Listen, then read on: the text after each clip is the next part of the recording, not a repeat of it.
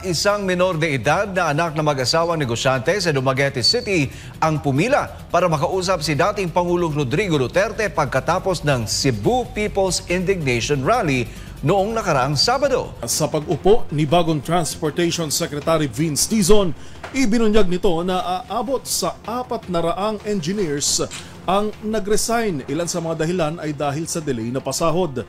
Hello mga kadonatics! Welcome back! Isang menor na dalagita ang lumapit kay Tatay Digong pagkatapos ng rally nila sa Cebu nung nakarang araw. At alam nyo ba kung ano yung pakay niya? Makahingi ng tulong sa kaligtasan ng kaniyang pamilya.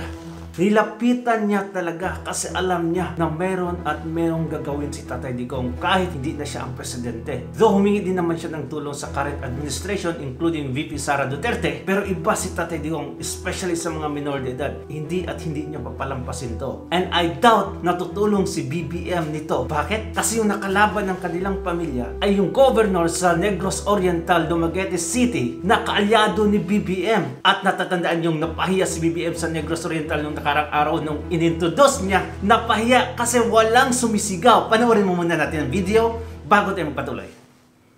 I'm not gonna take much of your time because kay Balogyo ko, you're all excited to hear what he has to say para ka na to tanan.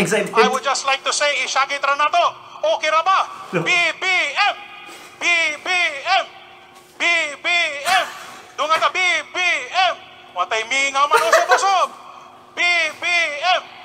BBM! BBM! Okay. Press. Okay na ganda. The Negros Oriental, the entire people of Negros Oriental truly loves you. And let's work together for helping the province and the whole country. Thank you so much, Press. Thank you kanino tanan. And maayong hapon. Grabe yung pahiya kay BBM dito. Wala man lang sumigaw. Well, meron nung pangalawang beses na kasi napilitan. Pero, kakunti pa rin. Anyway, itong governor na to yung nakalaban ng pamilya nila. Itong minor de edad, through video. And I doubt na may gagawin si BBM nito. Kaya, lumapit siya kay Tatay Digong. And definitely, Tatay Digong will do something for it. Anyway, ito yung balita na papanoorin natin. Let's go. Isang menor de edad na anak ng mag-asawang negosyante sa Dumaguete City ang pumila para makausap si dating Pangulong Rodrigo Duterte pagkatapos ng Cebu People's Indignation Rally noong nakaraang Sabado. Alamin natin ang detalye ng balitang ito ni Aileen Navarro.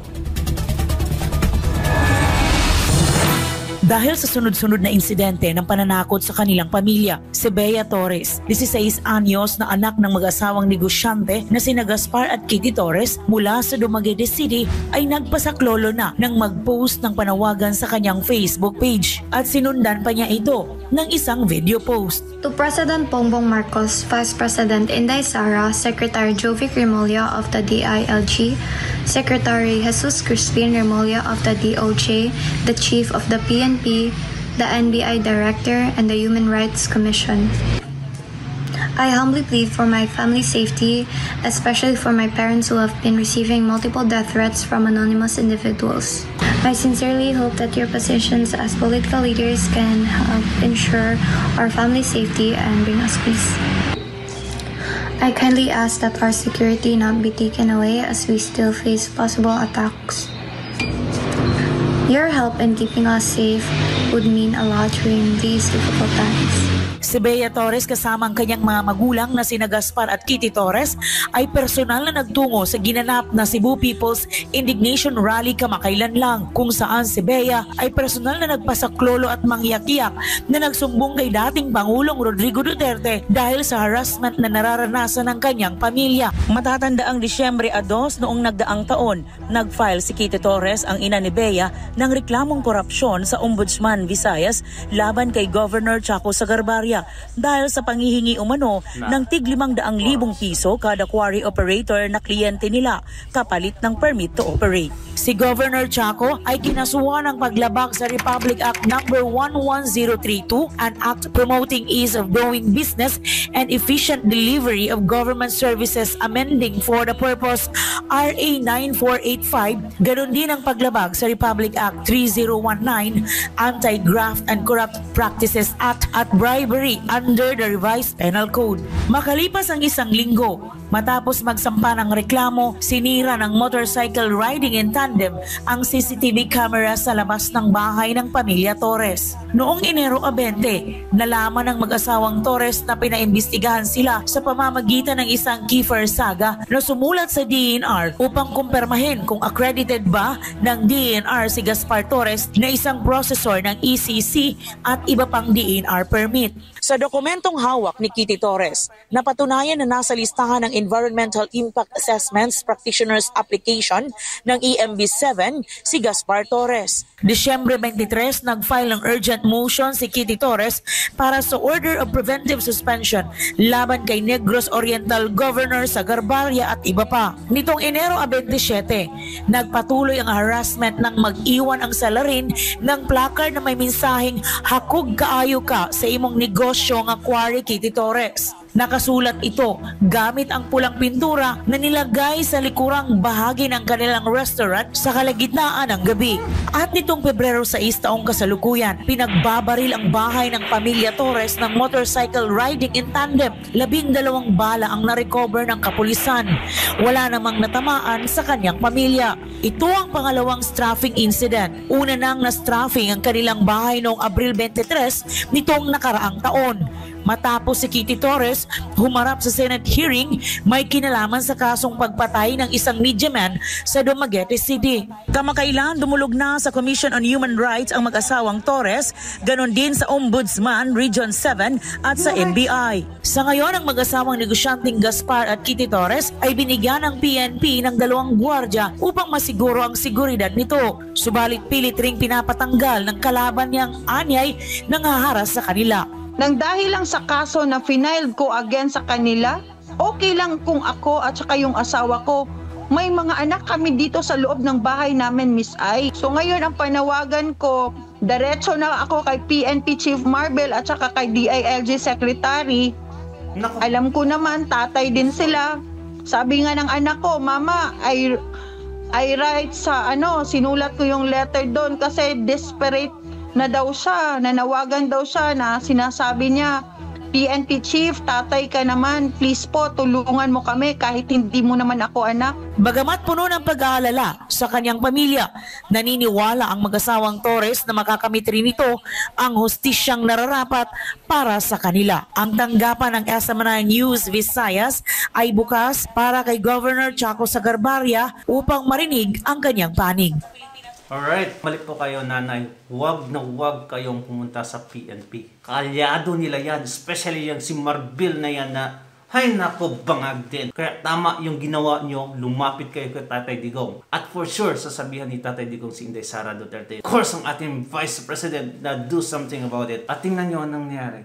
Pinapatanggal yung security personnel. Why? Kung sa panahon to ni Tatay Digong, less than 24 hours tapos ang issue na to. At isa pang video natin panonoorin mga kapatid, mga kadonatics, 400 engineers ang nag-resign sa panahon ni BBM. Simultaneously, maybe not on the same day, but on the same month, dahil lang sa kawalang sahod at delayed na sahod ng DOTR. Ano nang nangyari, BBM? Kinuhaan mo ng budget yung DOTR kaya wala nang sahod yung mga engineers. Paano kung aalis to ng bansa? Mawawalan kayo ng skilled workers. Kaya worst talaga tong administrasyon na to. Panoorin natin yung video. Sa kaugnay namang balita, sa pag-upo ni bagong Transportation Secretary Vince Dizon, ibinunyag nito na aabot sa 400 engineers ang nag-resign. Ilan sa mga dahilan ay dahil sa delay na pasahod. Aabot sa halos 400 mga engineers sa Department of Transportation o DOTR ang umalis at nag-resign sa kanilang mga trabaho. Ito ang kinumpirma ng bagong talagang kalihim ng ahensya na si Vince Dizon sa panayam ng DZRH. Totoo po ba na katakot-takot na engineers ang nag-resign sa DOTR? Nakakalungkot po. Mga gaano karami po yan? Ang report po sa akin, 400 po ang umalis. In the last, I guess, 6 months, 8 months. Ayon kay Dizon, dahil umano ito sa problemang administratibo at sa delayed na mga sahod ng mga manggagawa sa DOTR. May mga administrative pong naging problema no? Medyo may mga na-delay po ang sahod. Naku po. So, at syempre po, ang engineers po, highly, ano yan eh, highly coveted yan eh. Talagang in demand po yung Tama po yan. Dahil yung mga skills na yan, bira. So, syempre, na-offer sa private sector, mas maganda ang sweldo, at hindi na ho kinakaya yung minsan may mga nadidelay. Bukod dito, napag-alaman din na may ilan ding contractual workers ang delayed na rin ang sahod ng halos 2 buwan. Totoo po bang may mga nasa 500 empleyado ng mga contractual ang hindi pinapasweldo ng DOTR 2 buwan na? Oh no. Hindi ko po alam yung exact number, pero meron po akong sa aking mga briefing, meron pong mga nagsabi sa akin ng gano'n. Kasunod ng mga report na ito, sinabi ni Dizon na hinihintay niya na lamang na ma-appoint ang bagong team na inirekomenda nito sa Pangulo at sinusubukan muling hikayatin ang mga umalis na engineers na magpatuloy sa serbisyo para sa bayan. Pero ang ginawa ko po, sana bumalik sila. Ang gagaling. Huwag na kayong bumalik para sa bayan kasi yung bayan walang silbi. Walang pakialam sa inyo. Dami kong mga kaibigan, dami kong mga kilala sa Thailand ng mga engineers. Lumabas sila ng bansa dahil kulangan ng sahod.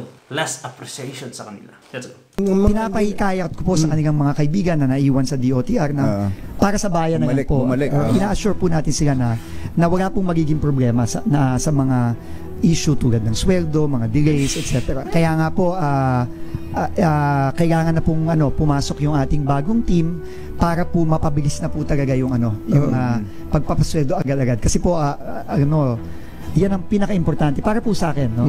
Yan ang pinaka-importante po natin kailangan alagaan yung ating mga tao. Kasi ako po, hindi ko naman po kayang pagganahin itong mga proyektong ito na nag-iisa eh. Sa huli, tiniyak naman ng bagong kalihim na aayusin nito at re-resolbahin ang mga mabibigat na issue at problemang kinakaharap ngayon ng Department of Transportation. Alright, kabobong-bobong. Kakaiba talaga yung legacy mo sa Pilipinas. Grabe, sobra talaga. And yeah, ano sa tingin nyo mga kadonatics? Grabe yung garapalan. Sobra na ang pamamalupit ng administrasyong ito sa taong bayan. Ano sa tingin nyo mga kadonatics? Comment down below and please like and share para naman malaman to ng iba kung gaano nakalugmok yung Pilipinas dahil sa 3 years pa lang na pamumuno ni BBM. Kawawang Pilipinas. Bye-bye.